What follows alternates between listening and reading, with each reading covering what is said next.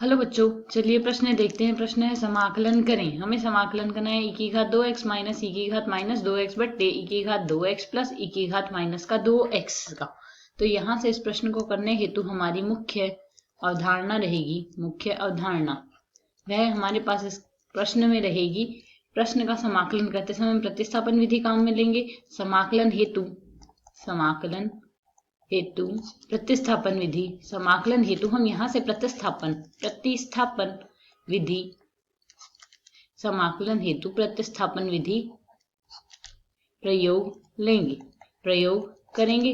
तो यहाँ से समाकलन हेतु हमने प्रतिस्थापन विधि ही क्यों प्रयोग की? क्योंकि समाकलज को यहाँ से हम किसी अवकलज के रूप में सरल करेंगे, उसके बाद ही हम यहाँ से प्रतिस्थापन विधि काम में लेंगे। तो यदि हम यहाँ से सरल करते हैं तो हम यहाँ से देख सकते हैं e की घात 2x प्लस e की घात माइनस का 2x है हमारे पास हर में। इसे हम t के बराबर मान लेते हैं। दोनों पक्षों का यदि अवकलन कर लें तो यहाँ से मान आएगा 2e की घात 2x माइनस 2e की घात माइनस का 2x गुणा में आएगा हमारे पास यहाँ से dx बराबर हम यहाँ पर लिख देंगे dt के।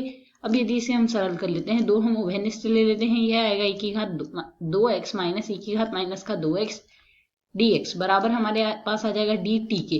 तो यदि हम यहाँ से केवल e की घात 2x माइनस e की घात माइनस का 2x dx का मान निकालना चाहे तो यह मान हमारे पास बनेगा dt बट्टे 2 के। अब यदि हम यह मान समाकलज में रख देते हैं, हमारे पास प्रश्न है, हमें ज्ञात करना है e की घात 2x माइनस e की घात माइनस 2x बट्टे हमें सरल करना है e की घात 2x प्लस e की घात माइनस का 2x dx का मान।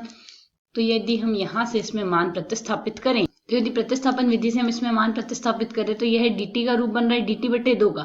तो समाकलन यह तो हमारे पास t का रूप है, 1 बट्टे t आ जाएगा यहाँ से, और यह आएगा dt बट्टे 2। अब यदि इसे हम सरल कर ले, यह लिखा जा सकता है 1 बट्टे 2 समाकलन dt बट्टे t, और dt बट्टे t का समाकलन हमारे पास बनता है log t। तो यह मान आएगा 1 बट्टे 2 log t हो जाएगा, प्लस समाकलन स्थिरांक लगा देंगे c।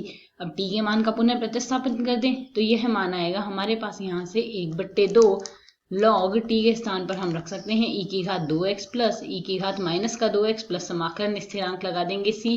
यह आ जाएगा हमें यहाँ से दिए गए प्रश्न का x के सापेक्ष समाकलन। आशा है समझ आया। धन्यवाद।